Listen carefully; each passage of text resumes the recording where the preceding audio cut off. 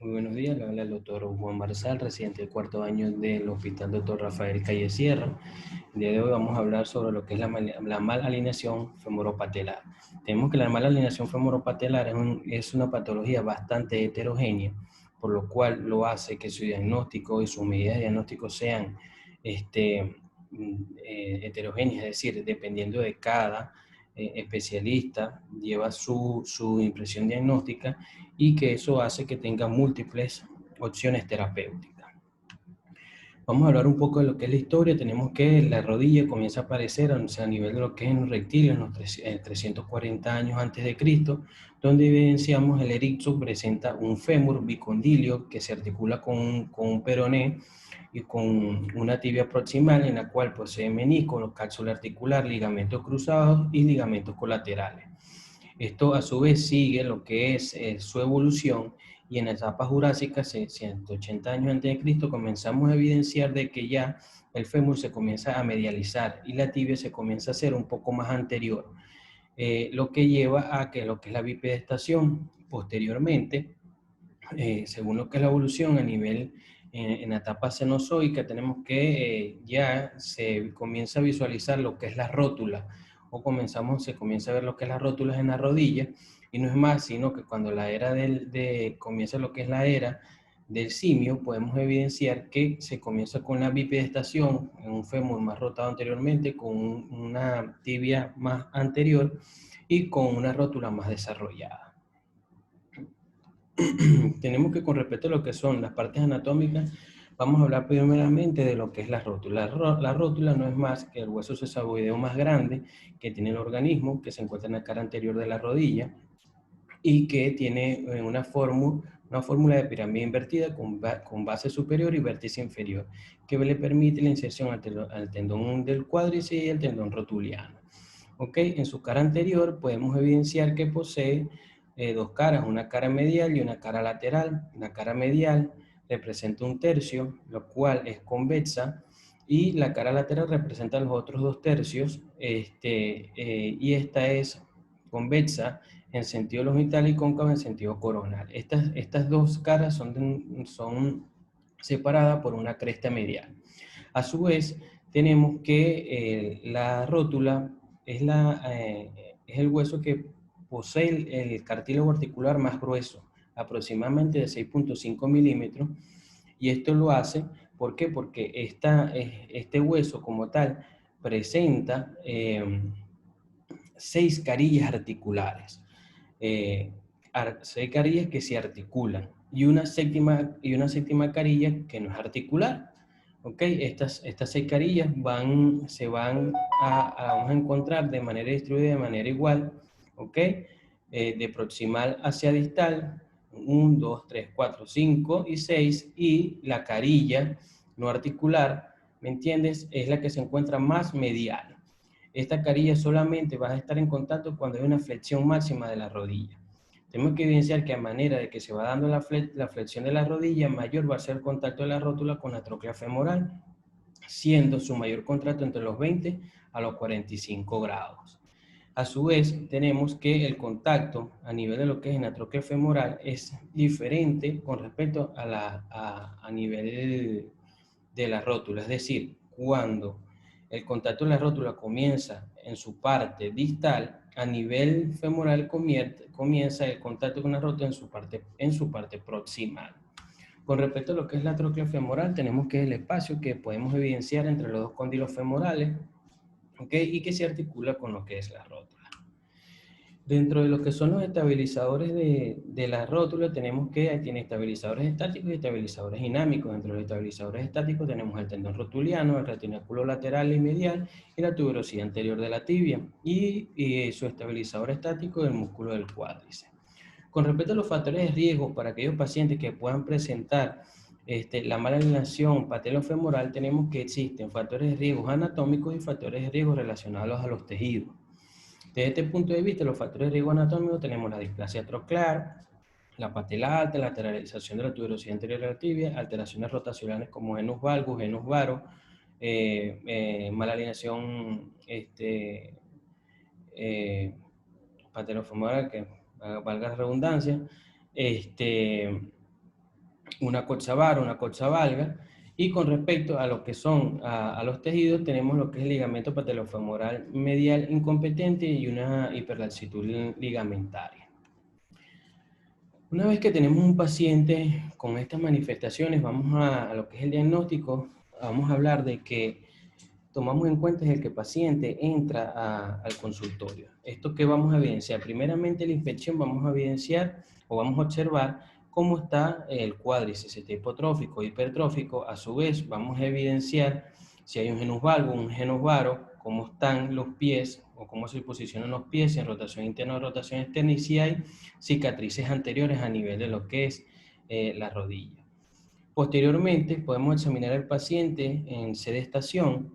En la orilla de la camilla vamos a evidenciar cómo se encuentra la orientación de la rótula en la cara anterior de la rodilla. Generalmente debería estar en su cara anterior, y como podemos ver en esta imagen, no tan proximal, porque entonces nos haría sospechar de una patela alta.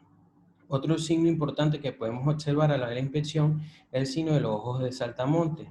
¿Ok? ¿En qué consiste? En que el paciente sentado a la orilla de la camilla se le pide que haga flexión de extensión, perdón, de lo que es de las rodillas, y vemos cómo estas se lateralizan, y por eso se llama ojo de saltamonte. Y el otro es un signo importante, lo que es el signo de J, es un signo patonomónico característico de una mala lesión patelofemoral, en la cual el paciente en sedestación a la orilla de la camilla exploratoria, le pedimos que haga una extensión de la pierna, donde vamos a evidenciar que ésta se abre en valgo, y podemos evidenciar como un hundimiento en la cara medial de lo que es la rodilla, que nos hace pensar de un debilitamiento del estabilizador interno de lo que es la rodilla. Importante también tener que tomar en cuenta lo que es el ángulo Q. Este ángulo Q es bastante controversial debido a que puede ser medido tanto radiológicamente como al examen físico, y que actualmente la medición del ángulo Q se está en discusión en si se hace en bipedestación, en sedestación, o con un ángulo o también el paciente en decúbito prono con la rodilla un ángulo de flexión de 30 grados. ¿Ok? ¿Cómo se mide? Se va desde la espina ilíaca anterior superior hasta el centro de la rótula, y otra desde el centro de la rótula hasta la tuberosidad anterior de la tibia. Este tiene un valor promedio de 20 grados. Se dice que mayor a este tiene riesgo a presentar una luxación de la misma, de la rótula, y que actualmente es aceptado, se está aceptando más, que se realice la medición del ángulo Q en el paciente en decúbito prono con flexión de la rodilla en 30 grados. Con respecto a las maniobras especiales que podemos realizar, tenemos la maniobra de aprehensión patelar en movimiento con una sensibilidad del 100%. ¿Esta en qué consiste? En que el paciente sentado, acostado, de cúbito supino, se realiza flexoextensión de la rodilla con movilización de la rótula tanto hacia su cara lateral como hacia su cara medial. ¿Ok? La otra maniobra es la aprehensión patelar reversa dinámica. Este tiene una sensibilidad del 93%. Este test no indica o es positivo cuando hay una insuficiencia de los estabilizadores de la paleta. Generalmente se presenta entre los 58 grados de extensión y 17 grados de flexión, y está correlacionado a displasia troclear, pacientes con valgo, con factores anatómicos que nos lleven a la luxación de la rótula, lo cual fue descrito anteriormente. Esta es una maniobra que fue descrita por Zimmerman ahorita en el 2019. Otra prueba que podemos encontrar es la prueba de Smiley o la prueba de aprehensión, que consiste en el paciente en el cúbito supino sobre la mesa, se coloca una mano en el tercio distal del muslo y la otra en el tercio próximo de la tibia, con los pulgares en la cara medial de la rótula, y se le pide al paciente que realice contracción del cuádriceps. Una vez que realiza contracción del cuádriceps, se hace rotación o se trata de empujar la rótula lateralmente, y esta tiende a luxarse. La otra maniobra que podemos encontrar es la prueba de Clarke, la cual esta prueba es parecida a la otra, solamente que se hace presión sobre la rótula en su borde superior, y no se permite, cuando se hace la contracción del cuádriceps, no se permite que ascienda y tiende a lateralizarse o a luxarse. Ok, para seguir con lo que es respecto a lo que es el diagnóstico, entonces vamos a hablar de lo que son los estudios de imagen. para hablar de los estudios de imágenes que tenemos que tomar en cuenta en aquellos pacientes con mala alineación patelofemoral, generalmente son los rayos X simples que siempre pedimos, ¿ok? Una rayos X anteroposterior, lateral y axial, con flexión no menor a 30 grados. ¿Y por qué decimos no menor a 30 grados? Porque se ha descrito que un 97% de los pacientes normalmente tienen la patela centrada a los 30 grados. Y esto hace que haya una mayor, esto nos permite que cuando si hay una mayor flexión, nos va a reducir el riesgo de detectar las anormalidades de la malalineación patelofemoral. ¿Qué vamos a observar en la rayos X en la AP simple? Entonces vamos a observar si hay lesiones traumáticas o tumorales, cómo se encuentra el espacio articular, si hay alteraciones de la rótula, es decir, si está fracturada, si hay una patela bipartita, si hay defectos patelares dorsales. ¿Ok? Con respecto a lo que es la rayos X lateral, tenemos que la rayos X lateral tiene que ser en flexión de 30 grados. Una buena rayos X lateral es aquella en la cual las porciones posteriores de los cóndilos femorales aparecen superpuestos. ¿Ok? Y en esta podemos evidenciar 3 líneas importantes a nivel de lo que es en la cara anterior en la cara anterior del fémur distal, las cuales las dos anteriores corresponden a los contornos de los cóndilos femorales y la posterior al surco troquial. La otra proyección que podemos hacer es la proyección axial de rodilla, la cual se realiza en 30 grados, tal cual fue descrita por Merchant. El paciente con las rodillas flexionadas, con el chasis sobre las piernas y el rayo se proyecta horizontalmente a 30 grados. Ok, este también es muy operador dependiente y también depende del paciente en que se mantenga una buena posición. ¿Qué mediciones radiológicas vamos a tomar en cuenta para diagnosticar o hablar de lo que es la malalineación patelofemoral? Tenemos primeramente lo que es el ángulo troclear o el ángulo de Backstrom, el cual, ¿en qué consiste? En que se realiza a nivel de lo que es el surco troclear, una línea que va desde la zona de mayor depresión del surco troclear hasta el cóndilo lateral y desde la línea más profunda hasta el cóndilo medial. ¿Ok? Este ángulo generalmente debe ser de 138 grados. Si es mayor, entonces hay mayor riesgo a luxación. El otro ángulo que podemos utilizar es el ángulo de Merchant, en el cual partimos de lo que es el ángulo troclear, solamente que vamos a realizar dos líneas.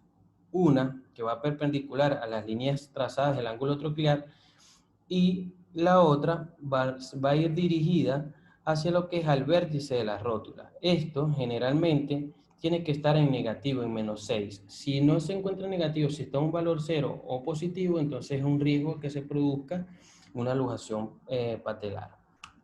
El otro estudio que vamos a realizar es vamos a medir lo que es la profundidad troclear. Para medir la profundidad troclear tiene que ser en una rayos X lateral, en donde vamos a realizar vamos a trazar varias líneas, ¿ok? Entonces, una base en lo que es en la cortical posterior del fémur, la otra es una línea paralela, una línea horizontal, perdón, que va por lo que es encima de los cóndilos femorales, y la otra un ángulo aproximadamente de 15 grados. Vamos a medir la distancia que hay entre estas dos superficies y tiene que ser de 7.8 milímetros. ¿Ok? Un valor mayor a esto, entonces nos hace pensar en que se pueda producir una alteración de la alineación patelar. Lo otro que vamos a hacer es el saliente o un espolón suprapatelar, el cual se va a realizar una línea a 10 centímetros del fémur distal, ¿ok? Entonces, esta línea se va a trazar y esta línea se va a trazar en la cara anterior del fémur y va a pasar por el fondo de la tróclea. ¿Qué pasa? Esta línea puede pasar por delante, siendo un valor positivo, sobre la región troclear, siendo un valor neutro, o por detrás de ella, siendo un valor negativo. Entonces, generalmente, esto se expresa en milímetros y ¿qué nos va a hablar de que si está anormal o no? Entonces, en rodillas normales, la saliente mide aproximadamente 0,8 milímetros y en rodillas inestables, mide de 3.1 milímetros en promedio, aproximadamente. Lo otro que vamos a ver es el signo de entrecruzamiento, el cual el signo de entrecruzamiento se produce cuando las líneas que expliqué primeramente, que es la línea anterior del cóndilo medial, la del cóndilo lateral y la del fondo troclear, se cruzan. Generalmente es que las veamos entrecruzadas, pero cuando estas desaparecen o se cruzan, entonces hablamos de lo que es el síndrome de entrecruzamiento. Lo otro importante a nivel y que es muy utilizado por lo que es en la malineación patelofemoral son lo que es, primeramente vamos a hablar de lo que es la línea, hay que saber lo que es la línea de Blumenthal. La línea de Blumenthal se va a evidenciar en una rayos X lateral de rodilla. Esta es una línea delgada, más que todo es una condensación lineal que está situada en la base de los cóndilos femorales, la cual corresponde al techo de la escotadura intercondilia, como podemos ver aquí. ¿Por qué es importante esta línea de Blumenthal? Porque nos va a servir para la medición del ángulo de Ising-Salvati. Y ya vamos a ver por qué. Ok, ¿para qué es el ángulo? ¿Qué es el ángulo del el ángulo de el método de Ising-Salvati? Entonces, el método de Ising-Salvati, esto es un método que fue descrito en 1971, se basa en lo que es que el ligamento o el tendón rotuliano es inextensible, es decir, este no es elástico. Entonces, generalmente se mide con la rodilla en flexión en 30 grados. ¿Y cómo lo vamos a tomar? Primero vamos a medir la longitud del tendón, ¿ok? Del tendón rotuliano. Esta va de la distancia que existe entre el polo distal de la rótula y la superficie articular de la escotadura donde éste se inserta. Luego vamos a medir la longitud de la rótula, ¿ok? Esta es la distancia que mide entre lo que es el polo superior y el polo inferior de la rótula. Y luego con lo que es la anchura de los cóndilos femorales a nivel de la línea de Blumenthal, como se lo dije primeramente, ¿ok? Entonces, el método de INSAL generalmente habla de que la rótula debe medir lo mismo que mide el tendón rotuliano. Generalmente tiene un promedio de 1.0. Lo otro que podemos medir es el cociente a nivel de lo que es en Satis-Sabati, podemos medir lo que es el cociente de la longitud de la rótula con la anchura condilofemoral, que ambas mediciones son iguales, su valor promedio es de 0.95, y el otro cociente que podemos estudiar es la longitud del tendón con respecto a lo que es la altura de la inserción, y esta tiene un valor promedio de 1.8. El otro método utilizado para la medición con respecto a lo que es la altura patelar, tenemos lo que es el método de Canton-Deschamps, el cual fue descrito en 1979 y es el que es muy utilizado actualmente. Es la misma medición que realizamos para lo que es el índice Salvati, solamente que en esta medición se trata que es un método, es fácil, es confiable, la rodilla no necesariamente tiene que estar en 30 grados, puede estar en 10 hasta 80 grados, no importa el tamaño de la rótula, no interfiere el tamaño y la posición de la tuberosidad anterior de la tibia y su valor normal es aproximadamente de 1. Un valor menor a 0.6 indica una rótula baja, por otro lado un valor mayor a 1.3 indica una rótula alta. Ok, lo otro que vamos a tomar en cuenta, porque son uno de los criterios que nos hace pensar en una manejación patelofemoral, es el TILF patelar. El TILF patelar, ¿cómo se mide? Bueno, el TILF patelar se mide, se va a pasar una línea a nivel de lo que es, se pasan una línea que va, una línea que representa AB, la cual va de lo que es la rótula, ¿verdad? Es un ángulo, bueno, es un ángulo formado por una línea que une el ancho de la rótula, que es la línea AB que podemos ver aquí, con una línea que va en la región posterior de los cóndilos femorales. Este tiene un valor promedio de inclinación patelar de 0 grados a 5 grados. Un ángulo mayor a 5 grados o mayor a 10 grados son ángulos no anormales y nos indican que hay riesgo de que haya una luxación patelofemoral. Con respecto a los estudios de resonancia magnética, y tomografía, actualmente está siendo muy utilizado lo que son los índices, el TTG, el TTTG y el TTPCL. ¿De qué se trata esto? El TTG no es más que la distancia del tubérculo tibial a la tuberosidad anterior de la tibia. ¿Ok? Entonces, ¿esto cómo se realiza? A nivel de que es un corte de resonancia, a nivel de que es un corte axial, de resonancia magnética o de tomografía, se va a suponer un corte de la región distal del fémur con la región proximal de la tibia. Entonces vamos a trazar una línea por lo que es el surco troclear y la otra línea la vamos a trazar a nivel de lo que es la tuberosidad anterior de la tibia. El riesgo mayor, esto lo que nos va a hablar es que hay una mala orientación de la tuberosidad anterior de la tibia, ¿ok? O una tuberosidad anterior lateralizada. Esto no puede ser mayor a 20 grados. La misma medición la podemos hacer, el TTPCL es lo mismo, solamente que va a tomar en cuenta, en vez de lo que es la tróclea femoral, toma en cuenta lo que es la posición del ligamento cruzado posterior. ¿Por qué? Porque este ha tomado mayor importancia actualmente debido a que no importa la posición en la que se encuentre la rótula, solamente nos va a importar la posición del ligamento cruzado posterior con respecto a lo que es la tuberosidad anterior de la tibia, ¿ok? Y nos da mayor predicción a la alujación de la misma. Tenemos que para el TTPCL su valor promedio es de 24 milímetros. ¿Okay? Aquí tenemos cómo se realizan en unos estudios. Actualmente para estas lesiones a nivel lo que es el diagnóstico de la mala lesión patelofemoral está muy utilizada lo que es la tomografía axial computarizada. ¿Por qué? Porque la tomografía axial computarizada nos permite determinar lesiones óseas, el espacio articular, si hay o no derrame articular, alteración en los retináculos laterales o mediales, si hay presencia de estrofitos o cuerpos libres intraarticulares, y a su vez nos permite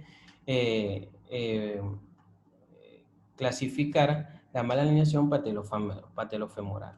Con respecto a las clasificaciones, tenemos lo que es la clasificación primeramente de Weaver y Bauer, lo cual hablan de ellos clasifican, primero Weaver clasifica las rótulas en 3 tipos y posterior Bauer agrega dos tipos más. ¿Ok? Siendo la tipo 1 con 2 facetas cóncavas y simétricas, representa el 10% de la población. La tipo 2 es la más común, es una faceta medial más corta, representa el 65%, y la tipo 3 es una faceta medial pequeña y convexa, representando el 27%. Con respecto a lo que es lo utilizado la resonancia magnética, tenemos lo que es la clasificación de De Jour. La clasificación de De Jour fue descrita en el año de 1979, y esta clasificación está utilizada para lo que es la displasia troclear. Esta clasificación es tanto tomográfica como radiológica y lo clasifica como grado A, grado B, grado C y grado D. La grado A significa que es una tróclea aplanada con un ángulo mayor a 140 grados. La tipo B, la tróclea plana o convexa. La tipo C es una hiperplasia del cóndilo femoral medial, y la tipo D es una hiperplasia del cóndilo femoral medial con unión ósea vertical entre ambas facetas patelares. ¿Ok? La tipo A y B son las más estables, siempre siendo las tipo C y D las más inestables y generalmente con criterios quirúrgicos. Actualmente se está utilizando esta clasificación, la clasificación de Style, en la cual toma en cuenta las características del paciente. Primero, si es un paciente fuerte, si hay antecedentes de traumatismo a nivel de la rodilla, generalmente el paciente tiene una anatomía normal, no hay criterios de inestabilidad, y generalmente no es muy común evidenciar lo que es la dislocación de la rótula. Se presenta mayormente en hombres de mayor edad. Los ligamentos generalmente tienden a ser rígidos, con un cuádriceps fuerte, generalmente está asociado a luxación de alta energía. Es unilateral, y lo más importante es que vamos a tener una anatomía normal, es decir, una tróclea formado, una patela centrada, no hay deformidades angulares y un TTG normal. ¿Ok? Es un paciente normal, sin ningún tipo de alteraciones, generalmente se asocia a traumatismos que producen luxación de la misma.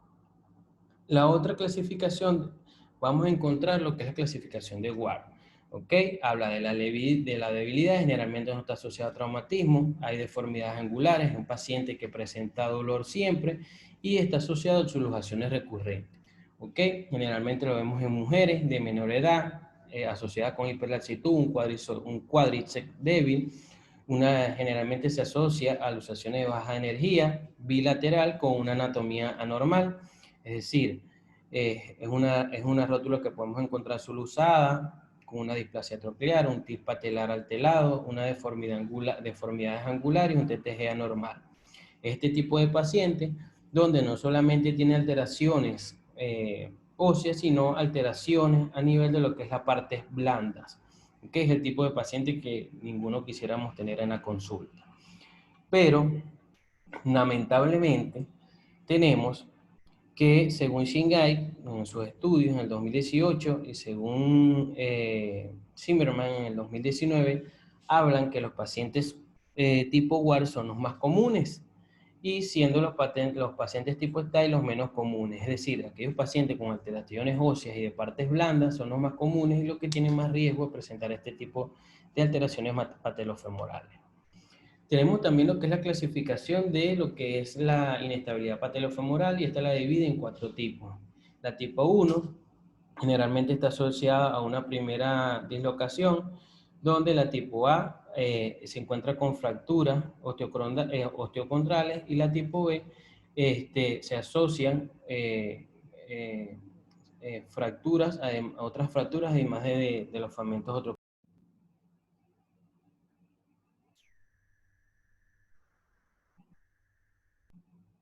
Que disculpen, tenemos un problema técnico.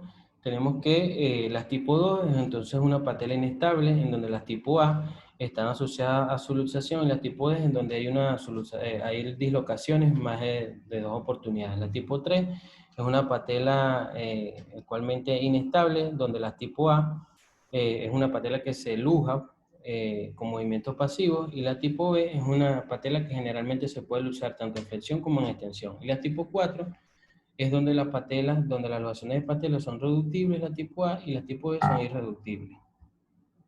Con respecto a lo que es el índice de severidad el índice de severidad de inestabilidad patelar, tenemos que ellos toman en cuenta la edad del paciente, si es bilateral o no, si hay displasia troclear, si la patela está alta o no, según el método de Inchi-Salvate, cómo se encuentra la tuberosidad anterior de la tibia, es decir, el TP-TTG y el TIF patelar. Generalmente todo esto da 7 puntos. Aquel paciente con una puntuación mayor a 4 puntos es un paciente que está en riesgo o que midiendo todo lo que las mediciones radiológicas y dependiendo de la edad, si es bilateral o no, aquel paciente que tenga 4 puntos, entonces es un paciente que generalmente se puede luxar. Y aquí vamos, entonces, ¿qué vamos a decidir? Entonces, entre lo que es tratamiento conservador o tratamiento quirúrgico. Entonces, para el tratamiento conservador, tenemos que generalmente se basa en lo que es la reeducación de las fuerzas que controlan lo que es la rótula en todos los espacios.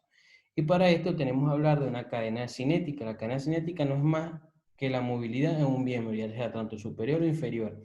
La cadena cinética inferior va desde la cadera, la rodilla y el tobillo. Esta puede ser abierta o puede ser cerrada. Abierta, es decir, que el paciente no hay apoyo, es decir, que el pie no está en apoyo, y cerradas cuando este sí se encuentra en apoyo. Para el tratamiento no quirúrgico generalmente se comienza de manera abierta, es decir, sin apoyo, sin carga a nivel de lo que es la rodilla, y posteriormente se pasa a un tratamiento, a una cadena cinética cerrada, ¿ok? Entonces, ¿de qué se trata? Bueno, vamos a hablar de que su basamento es en la cinesterapia.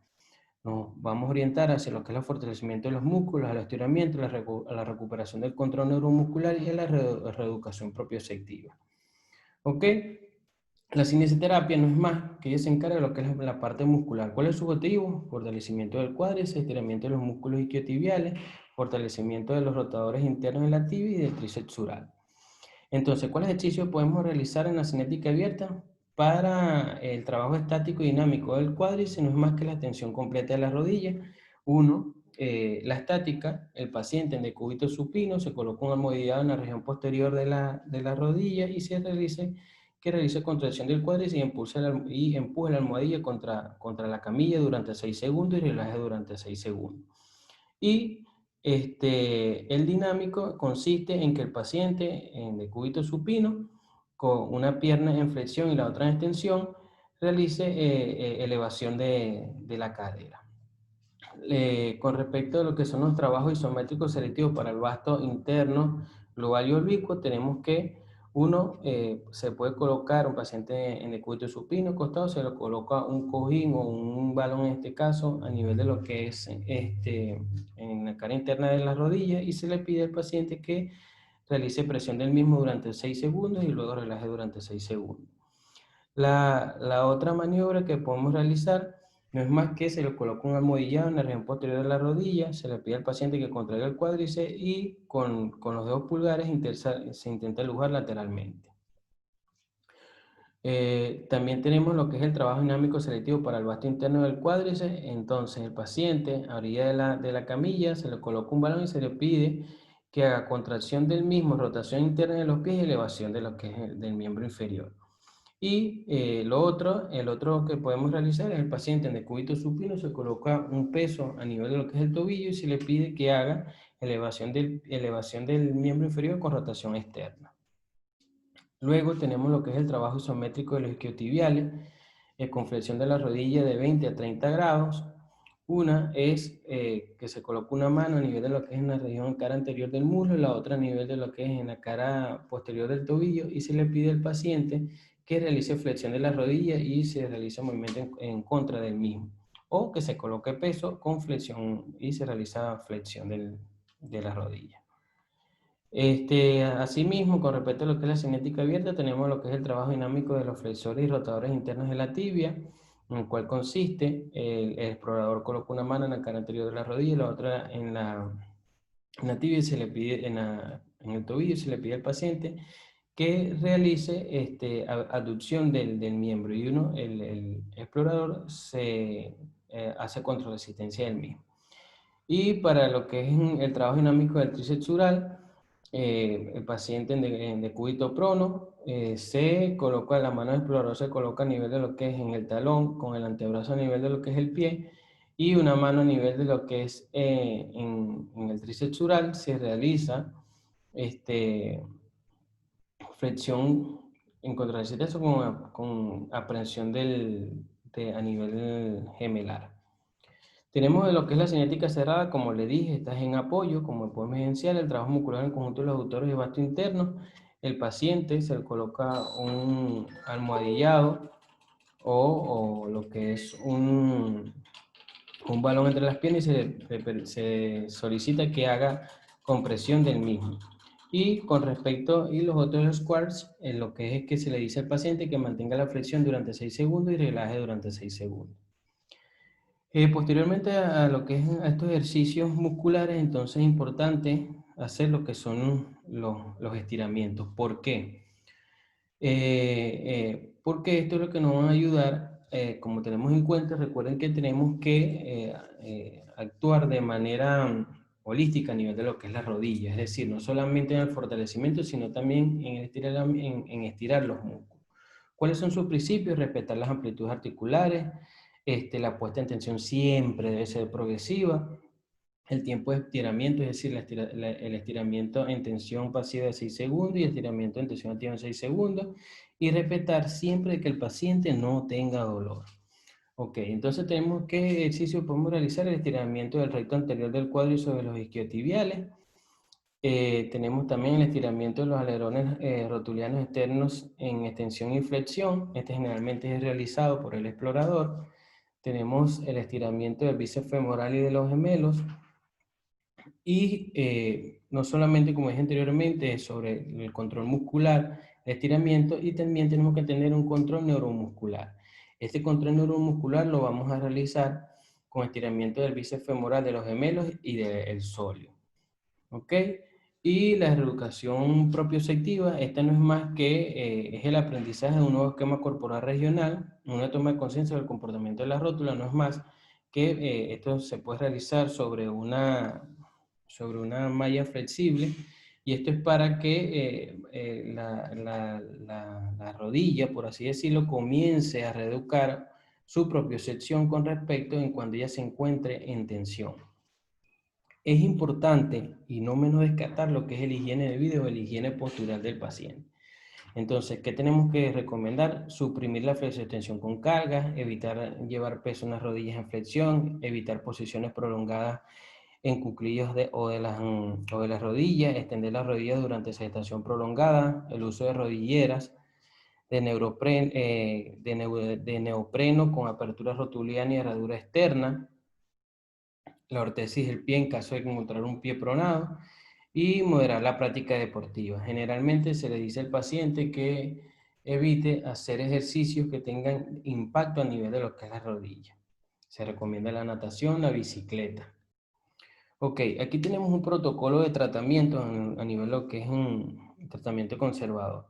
Ok, en el caso de que haya una luxación aguda de la rótula, tenemos que se divide en varias fases. La fase 1 es en las primeras 24 a 48 horas, que se recomienda una inmovilización, la utilización de AINE, la utilización de la crioterapia, se difiere el apoyo utilizando bastón, intentarán realizar ejercicios isométricos del cuádriceps, y se pueden colocar analgésicos. En la fase 2 va de 1 a 3 semanas, se pueden utilizar rodilleras, se comienza con una movilización hasta 30 grados de flexión de las rodillas 3 veces al día, continuar con el hielo en analgésico, podemos utilizar electroestimulación, trabajo estático, utilizar con marcha de bastones y después posterior apoyo progresivo, ejercicios isotónicos autores de la cadera, movilización y fortalecimiento de las tobillas y flexión de las rodillas hasta 90 grados. Una fase 3, después en las 3 a 6 semanas, se retira progresivamente la rodillera, ejercicio de movilidad de la rodilla, se puede realizar ejercicio de hidrosinoterapia, ejercicio de estiramientos del cuádriceps, trabajo en el dinámico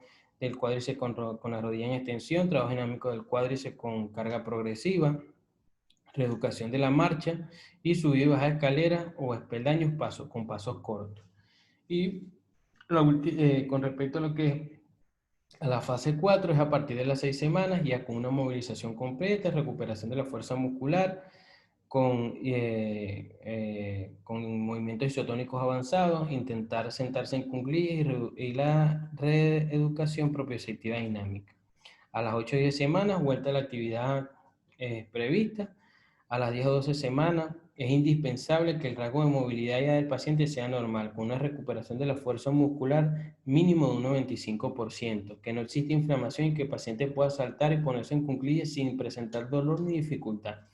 El tratamiento rehabilitador antes de plantear una cirugía se debe llevar a cabo por lo menos o debe durar 6 meses. Con respecto a lo que es el tratamiento quirúrgico, es decir, no vamos a decir un tratamiento conservador cuando tengamos lesiones otrocondrales, fracturas, avulsiones, fracturas intraarticulares o roturas del ligamento patelofemoral medial. ¿Ok? Entonces, esto es ya un tratamiento agudo. Si un paciente, tenemos que tomar en cuenta que generalmente los pacientes en la primera luxación pueden presentar estas alteraciones. Hay que estar muy paciente en aquellos pacientes en donde sea su primera luxación, porque la primera luxación puede marcar el compromiso de la articulación.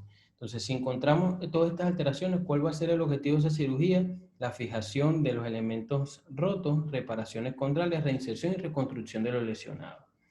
Entonces, cuando vamos a hablar de un tratamiento quirúrgico, tenemos que tomar en cuenta todas estas circunstancias de las que hemos hablado durante el seminario, la del paciente, si tiene unas lesiones, en general, el género, la actividad que realiza, es decir, armar un rompecabezas para saber qué tipo de tratamiento le podemos ofrecer al paciente y que no produzca mayor daño. Entonces, una vez que armamos este rompecabezas, entonces se nos arman las opciones terapéuticas. Las opciones terapéuticas, como le dije, esto es una patología bastante heterogénea y podemos encontrar múltiples opciones terapéuticas: osteotomía de rotadores, osteotomía valvuizante, osteotomía de la tuberosidad anterior de la tibia, anteralización de la tibia, pateloplastia, trocloplastia, alargamiento del cuádriceps, reconstrucción del ligamento patelofemoral medial, liberación retinacular, explicatura medial, en un sinfín de tratamientos quirúrgicos que podemos presentarle a lo que es el paciente. Entonces aquí vamos a lo que es la regla del AIME. Es decir, muchas veces, o muchos cirujanos ortopédicos, traumatólogos, se dejan llevar por lo que es los tejidos blandos. Es decir, hacen reparación de los tejidos blandos, pero no toman en cuenta las deformidades óseas. Algunas veces, las inestabilidades patelofemorales no solamente son por alteraciones en los tejidos blandos, sino porque también hay deformidades óseas. Y solamente corrigiendo las partes blandas no vamos a mejorar el paciente. Entonces por eso es que hay un alto riesgo de reluxación, y por eso es que las complicaciones más frecuentes que evidenciamos en este tipo de pacientes es la que se vuelva a luxar la rodilla, porque algunas veces nos dejamos llevar solamente por los tejidos blandos y no corregimos las deformidades óseas. Entonces, una manera práctica y sencilla de entender qué podemos hacer con los pacientes es el ABCD del tratamiento quirúrgico. Y esto va a depender de los factores anatómicos y de los tejidos blandos que le ve al principio. Entonces, ¿en qué consiste la A? La A habla sobre lo que es la alineación ósea, tanto la alineación axial como la alineación coronal. Es decir, tenemos que tomar en cuenta si el paciente tiene un genus valgo, un genus varo, ¿okay? Si tiene alteraciones a nivel de la cadera. ¿Por qué? Porque si tiene un pie pronado, y todo esto lo vamos a tomar en cuenta para qué opción terapéutica podemos ofrecerle al paciente. Entonces, tenemos que estos pacientes generalmente con una mala alineación axial y coronal, generalmente tienen un TG, un TTP, un TTPCL mayor a 20 milímetros. Entonces, ¿qué opciones le podemos dar a estos pacientes? Bueno, podemos hacer una osteotomía de Fulcrenson, que no es más, que es una técnica que donde se hace una osteotomía de la tuberosidad anterior de la tibia y se realiza una lateralización de la misma, la cual se puede también hacer en ascenso o descenso de lo que es la tuberosidad anterior de la tibia. Las otras opciones que podemos ofrecerles a los pacientes con mala alineación ósea es las osteotomías valguizantes. Generalmente son poco usadas, pero hay que tomarlas en cuenta. Con respecto a la B, ¿qué toma en cuenta la B? Es la alteración de los tejidos blandos, es decir, cómo se encuentran las estructuras laterales, las estructuras mediales, y cómo se encuentra el cuádriceps o cómo está el trofismo de lo que es el cuádriceps. ¿Ok? Entonces, para lo que es la parte blanda, tenemos que tomar en cuenta primeramente la regeneración proximal o liberación del retináculo lateral. Generalmente, indicada rara vez, tiene un índice alto de complicaciones. Se produce mucha tensión en el retináculo lateral. Estas son alteraciones que se pueden realizar con una alineación mixta, y generalmente es mala alineación grave. Esta realineación proximal o liberación del retináculo lateral hay que tener mucho cuidado, ¿ok? Porque era usada mucho anteriormente y nos damos cuenta que tiene un índice alto de complicaciones, ¿ok? Entonces, ¿cuándo vamos a utilizar la liberación del retináculo lateral? Con técnicas mixtas y cuando hay una mala alineación grave. La otra técnica que podemos utilizar es la liberación del retináculo medial. La liberación del retináculo medial, esta liberación del retináculo medial también ha tenido múltiples complicaciones debido a que no se hacen buenas suturas o buenas aprehensiones del retináculo lateral y producen mucha tensión en la cara medial. Entonces, generalmente se produce ruptura y se vuelve a producir la lateralización de la ruptura.